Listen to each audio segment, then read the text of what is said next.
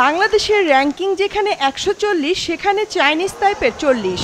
শক্তিমত্তার পার্থক্যটা র্যাঙ্কিংয়ে আগেই পরিষ্কার হয়ে গিয়েছিল। ফলাফল ৪-০ গোলের পরাজয়। আমাদের থেকে ১০০ র্যাঙ্কিংয়ে ১০০ ধাপ আগে আছে চাইনিজ মেয়েরা। আমরা যেহেতু ১০০ ধাপ পিছায় আছি, আমাদের মেয়েরা চেষ্টা করতেছে, সকলটা দিয়ে চেষ্টা করতেছে তাদের সাথে ভালো খেলার জন্য। আমরা প্রত্যাশা নিয়েছিলাম যে বাংলাদেশ ভালো কিছু করবে এবং কি জিতে আমরা বের হতে পারবো, কিন্তু এখন তো খেলার যে পরিস্থিতি তা তো আমরা ওইরকম কিছু বুঝতে পারছি না যে কি হবে।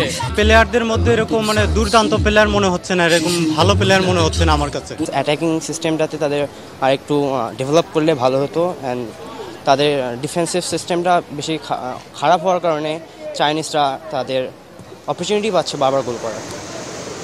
বাংলাদেশের মেয়েরা যেমন প্রথমবার বসুন্ধরা কিংস অ্যারিনায় আন্তর্জাতিক ম্যাচ খেলেছে, তেমনি অনেক দর্শক মাঠে বসে প্রথমবার দেখেছে মেয়েদের খেলা। টিভিতে সাবিনা সানজিদাদের খেলা দেখে অনেক আশা নিয়ে এসেছিলেন তারা, কিন্তু বড় পরাজয়ে হতাশা তাদের কণ্ঠে। নাম শুনছি টিভিতে বা অনেক দেখছি, কিন্তু সরাসরি প্রথম আমার লাইফে প্রথম খেলা দেখতে আসলাম। এর আগে টিভিতে দেখেছি কিন্তু সরাসরি দেখি নাই, ফার্স্ট টাইম সরাসরি দেখতেছি বাংলাদেশের মেয়েরার খেলা। ভালো লাগছে, কিন্তু বাংলাদেশের মেয়েরা হাইট কম কারণে তাদের সাথে ডিফেন্স করে পারতেছে না। ওপেনে যারা খেলতেছে, স্ট্রাইকারে যারা খেলতেছে, একটা যে বল ওপেনে ফেলবে, সে বলটা যে রিসিভ করে যে গোলের দিকে মারবে, সেটা তাদের কোনো শক্তি তাদের শরীরে নাই। এটাই ভালো লাগতেছে যে আমাদের দেশের মেয়েরা খেলতেছে, এটাই আমাদের গর্ব। মাঠে বসে বাংলাদেশের খেলা দেখেছেন দলটির সাবেক কোচ গোলাম রব্বানী ছোটন।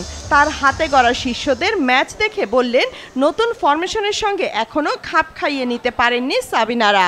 ৮-১০ বছরে আসলে এই ফরমেশনে আমাদের মেয়েরা খেলে নাই, তো নতুন একটা ফরমেশনে আপনার মানা নিতে, আর আপনার ওই ফরমেশনে যে আপনার যে প্লেয়ারগুলো দরকার, যেমন শামসুন্নাহার সিনিয়র, আপনি প্রথমে সে দীর্ঘদিন খেলে আসতেছে ডিফেন্ডিংয়ের যেই আপনার ওই জায়গায় শামসুন্নাহার সিনিয়র, তারপর সানজিদা, এদেরকে ইউজ করতে পারলে ডিফেন্ডিংটা আরও বেটার হইতো।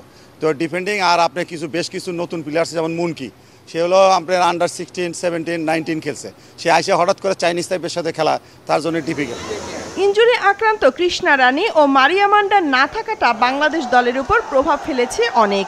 প্রথমার্ধে ৩-০ গোলে পিছিয়ে পড়লেও দ্বিতীয়ার্ধে প্রতিরোধ গড়ে হজম করে মাত্র একটি গোল। ৩-৪টা গোল খেয়ে গেছে, এটা তো এমনিতে ম্যাচ ধরে রাখছে লাস্ট আর কি, মানে গোল যেন আর না খাই এরকম করে করছে আর কি। আসলে বাংলাদেশের টিমের মধ্যে কয়েকজন স্টার প্লেয়ার ওনাদের মিস করছে অনেক, যেমন কৃষ্ণা আপু, তারপর হচ্ছে মারিয়া মান্ডা। হাফ টাইম পরে কিন্তু আমরা একটা খেয়েছি, 3টা গোলের মধ্যে যে 2টা গোল কিন্তু অনাকাঙ্ক্ষিত, ওইগুলো আমরা গোল ভাবি নাই, কিন্তু গোল হয়ে গেছে। আমরা যতটা পারছি দিছি, আপনি জানেন তো র্যাঙ্কিংয়ে ওরা 40 নেবার, আমরা 140, তো এখানে ব্যবধানটা স্পষ্ট। ৩রা জুলাই একই মাঠে দ্বিতীয় ফিফা আন্তর্জাতিক ম্যাচে মাঠে নামবে দু দল।